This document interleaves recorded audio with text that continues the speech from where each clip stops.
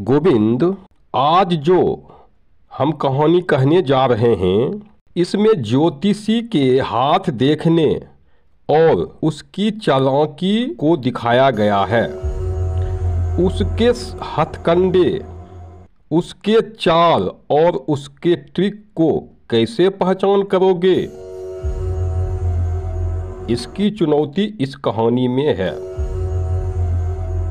ज्योतिषी के सारे हथकंडे, सारे ट्रिक और उसकी चाल को कैसे जानोगे?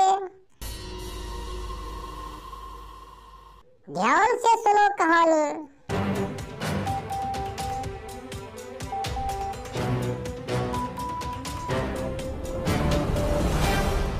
हाँ चिड़िया रानी, हम सब कहानी को बड़े ध्यान से सुनेंगे और कहानी में उठने वाले प्रश्नों के सटीक जवाब देंगे।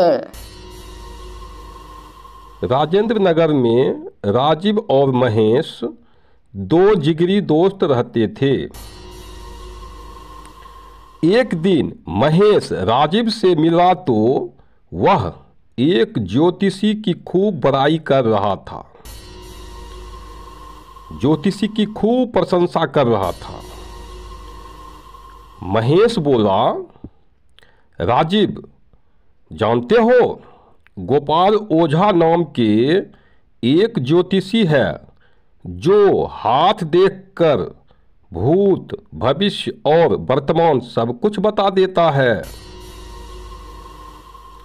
उसने मेरे बारे में बिल्कुल सच सच बता दिया। राजीव हंसने लगा। उसने महेश से बोला, तुम बेवकूफ मत बनो, ये ज्योतिषी जनता की भावनाओं से खेलते हैं और उन्हें बेवकूफ बनाकर लौटते हैं। इन बातों को सुनकर महेश गुस्से से ऐसे भड़का जैसे लाल रंग को देखकर सांड भड़कते हैं। गुस्से से तमतमाते हुए बोला, चुप रहो राजीव, तुम्हें तो सब ठगने वाले ही लगते हैं। विश्वास करना भी सीखो और विश्वास में ही जियोगे तो हमेशा अशांत और दुखी ही रहोगे। और जब गोपाल ओझा तुम्हारे हाथ देखकर तुम्हारे बारे में सब कुछ सच सच बता देगा तब तुम्हें शर्मिंदा होना होगा अलग। पर राजीव मुस्कुराए जा रहा था। फिर बोला, मेरे प्यारे दोस्त महेश, विश्वास करने का यह अर्थ नहीं है कि बेवकूफ बन जाओ। दरअसल ज्योतिषी के नाम पर धंधा करने वाले लोग हाथ देखने के नाम पर सामने वाले की मनोवृत्ति के बारे में कुछ अनुमान लगाकर बोलते हैं। ज्योतिषी तुम्हारे बीते हुए समय के बारे में कुछ ऐसे प्रश्न पूछते हैं कि तुम ही उन्हें बताते चले जाते हो, पर तुम्हें लगता है कि ज्योतिषी तुम्हें बता रहा है। फिर भविष्य की कुछ अच्छी लगने वाली बातें और कुछ बुरी लगने वाली बातें बता देते हैं जिसका सच्चाई से कोई संबंध नहीं होता है, पर तुम्हें लगता है कि वह तुम्हारे भविष्य बता रहा है, पर वह सिर्फ तुम्हारे इमोशन से खेलते हैं और तुम्हें लूटते हैं। वह सिर्फ अनुमान लगाते हैं। यह सुन महेश और गुस्सा से भर गए। बोला, राजीव, तुम हमें बेवकूफ मत समझो, तुम मानोगे नहीं, पर गोपाल ओझा ने मेरे बारे में सब कुछ सच सच बता दिया। राजीव बोला, महेश, अब तुम मुझसे सच्चाई सुनो। ज्योतिषी कैसे कैसे वाक्यों का प्रयोग कर सामने वाले के मनोविज्ञान से खेलते हैं।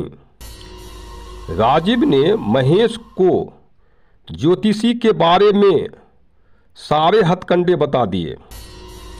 ज्योतिषी के सारे ट्रिक बता दिए। ज्योतिषी के सारे चालों को महेश को समझा दिए।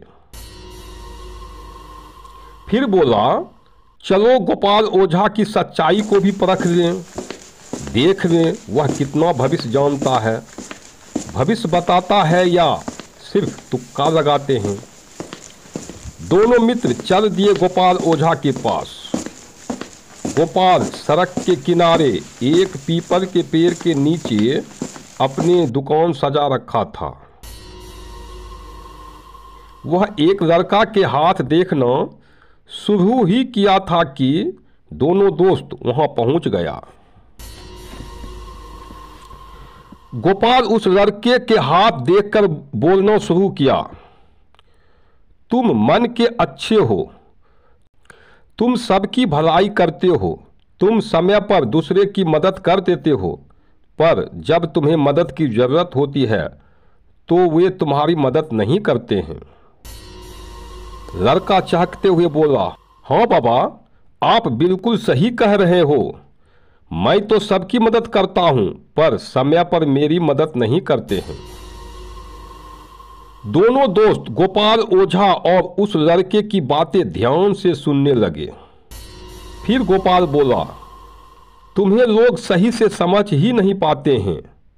लड़का सर हिलाकर सहमति दिया। फिर गोपाल बोला, तुम किसी से लड़ना नहीं चाहते हो, पर सामने वाले तुम्हें लड़ने के लिए मजबूर कर देते हैं।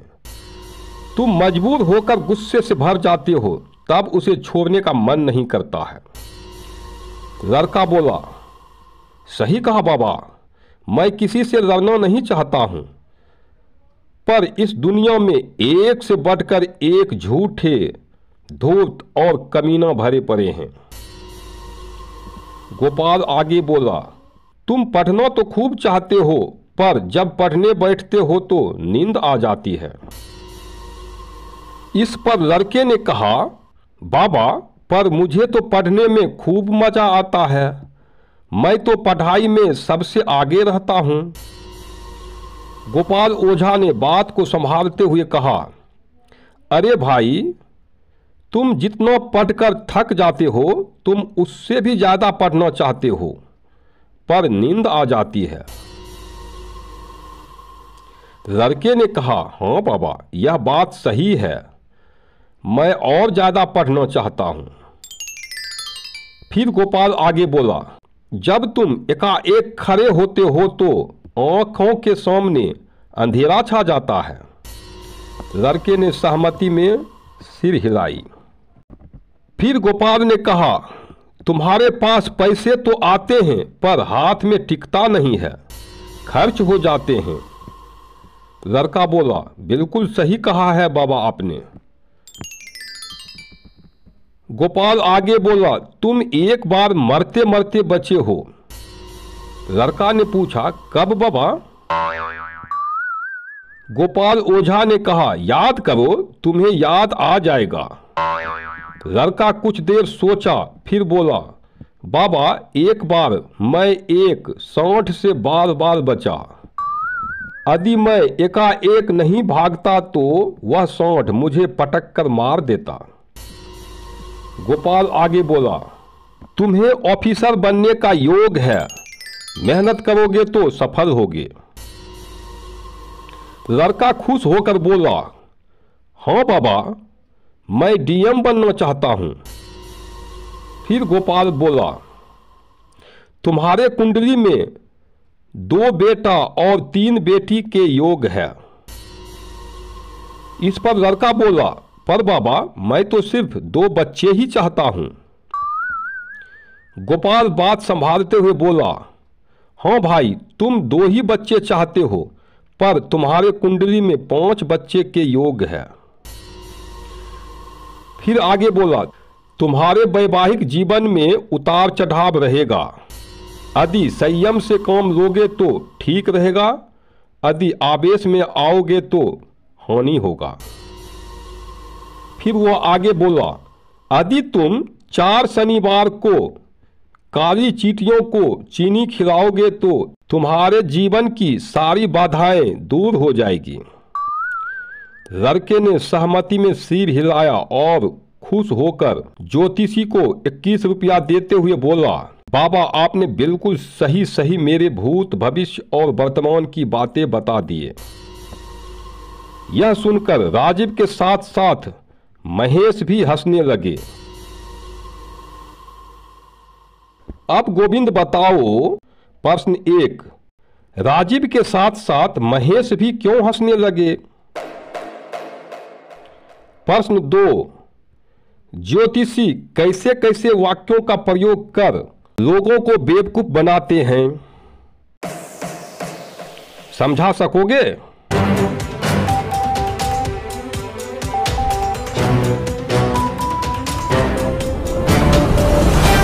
बोलो गोविंद, बोलो, क्या तुम समझा सकोगे? ज्योतिषी के चाल और हथकंडे को समझा सकोगे? दादाजी, राजीव ने ज्योतिषी के सारे हथकंडे महेश को समझा दिया था।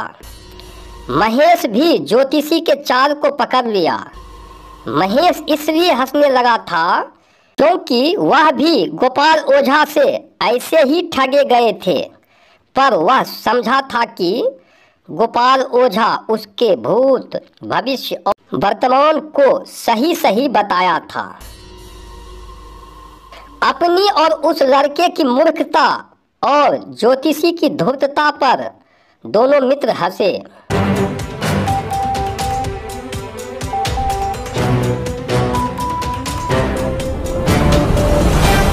तुमने ठीक कहा।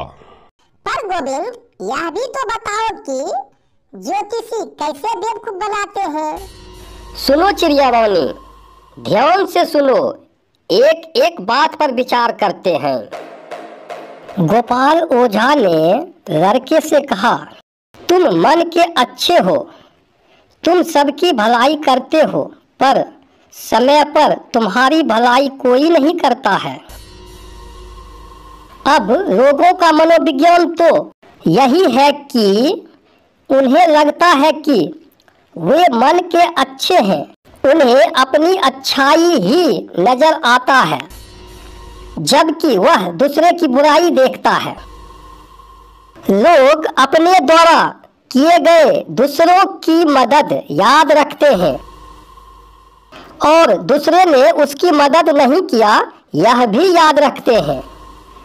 उसने भी कितने ही बार दूसरे की मदद नहीं कर सका, इसमें उसे अपनी मजबूरी दिखती है, जबकि दूसरे लोग उसकी कई बार मदद किया वह दिमाग से निकल जाता है।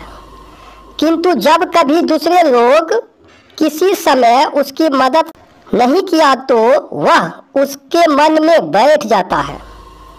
इसलिए लोगों को लगता है कि वह तो मदद करता है, किंतु जब जरूरत थी तब दूसरे ने उसकी मदद नहीं किया। ज्योतिषी लोगों के इसी मनोवृत्ति को बोलकर सामने वाले को विश्वास जीतते हैं। बिल्कुल सही कहा गोविंद। बिल्कुल सही, बिल्कुल सही। दादाजी, ज्योतिषी लड़का से बोला कि लोग तुम्हें सही से समझ ही नहीं पाते हैं। तुम किसी से लड़ना नहीं चाहते हो, पर दूसरे लोग तुम्हें लड़ने के लिए मजबूर कर देते हैं। तुम मजबूर होकर गुस्से से भर जाते हो, तब तुम उसे छोड़ना नहीं चाहते हो। दादाजी, यह लोगों के मनोविज्ञान ही है। हर किसी को लगता है कि लोग उन्हें सही से समझ ही नहीं पा रहा। सबको लगता है कि वह लड़ना नहीं चाहते हैं। लड़ाई तो दूसरे के कारण हुआ, दूसरे लोग उन्हें लड़ने के लिए मजबूर कर दिया। वे गुस्से से भर जाते हैं और बदला लेने के लिए तड़पते हैं। उन्हें अपने गुस्से के लिए कारण मिल जाते हैं, बहाना मिल जाता है। हर किसी को अपनी अच्छाई किंतु दूसरे की बुराई दिखती है। यदि उससे कुछ गलत हो जाता है तो भी उसके कारण ढूंढ लेते हैं। शाबाश गोविंद, तुमने लोगों के मनोविज्ञान को अच्छी तरह से समझाया। दादाजी, ज्योतिषी कहता है कि तुम पढ़ना तो खूब चाहते हो, पर जब पढ़ने बैठते हो तो नींद आ जाती है। सच्चाई तो यही है कि हर कोई खूब पढ़ना चाहता है, पर पढ़ाई में मन नहीं लगने के कारण उन्हें नींद आने लगती है। ज्योतिषी इसी बात में कुछ हेर फेर करके लोगों को मूर्ख बना देते हैं। सही कहा, सही कहा। ज्योतिषी ने लड़के से कहा कि जब तुम एकाएक उठते हो तब आंख के आगे अंधेरा छा जाता है। यह तो शरीर विज्ञान है, यह तो सबके साथ होता है। फिर ज्योतिषी कहता है कि तुम्हारे पास पैसे तो आते हैं पर हाथ में टिकता नहीं। अब पैसे किसके हाथ में टिकता है? पैसा आया तो वह कहीं न कहीं खर्च तो हो ही जाता है। सत्य वचन, सत्य वचन। ज्योतिषी लड़के से बोला कि तुम एक बार मरते मरते बचे हो। अब जीवन में एक से बढ़कर एक समस्याएं आती रहती है। कई बार लगता है कि वह मरते मरते बचा। यह तो जीवन की गति है, यह तो जीवन का स्वभाव है। सही गोविंद, तुमने सही से समझाया। ज्योतिषी भविष्य की बात करता है जिसका वास्तविकता से कोई संबंध नहीं होता है। वह ऑफिसर बने या न बने, वैवाहिक जीवन सफल हो या न हो, नौकरी मिले या न मिले, व्यापार में लाभ हो या हानि, कितने बच्चे का योग है, कितने वर्ष तक जिएगा, आदि आदि इन प्रश्नों के कुछ से कुछ जवाब दे देता है। फिर यह भी कहता है कि इसका योग है, मेहनत करोगे तो कल्याण होगा। अब कल्याण नहीं हुआ तो सोचेगा कि मेहनत नहीं किया। शब्दों के हेर फेर से ज्योतिषी लोगों को मूर्ख बनाते रहते हैं। फिर बात सही नहीं हुई तो सालों बाद कौन ज्योतिषी को पकड़ने जाता है। मतलब ज्योतिषी के धंधा में कभी नहीं होता है मंदा। जब तक मूर्ख रहेगा तब तक धूर्त मजा लेता रहेगा। गोविंद, ज्योतिषी ने काली चींटी को चीनी क्यों खिलाने को कहा? दादाजी, ज्योतिष अक्सर कहते हैं कि काली चींटी को चीनी खिलाना, काले कौवे को भोजन खिलाना, उजली गाय को पहली रोटी खिलाना, काले कुत्ते को रोटी खिलाना, आदि आदि इन प्रश्नों को कहकर लोगों के मनोविज्ञान से खेलते हैं। ज्योतिषी के ऐसा कहने से सामने वाले यह सोचता है कि इसमें तो ज्योतिषी का कोई फायदा है नहीं, तो यह करने से लाभ हो सकता है और इससे जनता का ध्यान भी भटक जाता है। सफल हुआ तो ज्योतिषी के चमत्कार, नहीं हुआ तो विधि विधान में कुछ कमी रह गई होगी। अर्थात ज्योतिषी पर शक भी कम हो जाता है। मतलब जनता अलग तरह से बेवकूफ बना। क्या बात कही, क्या बात कही गोविंद, तुमने दाल भात कही।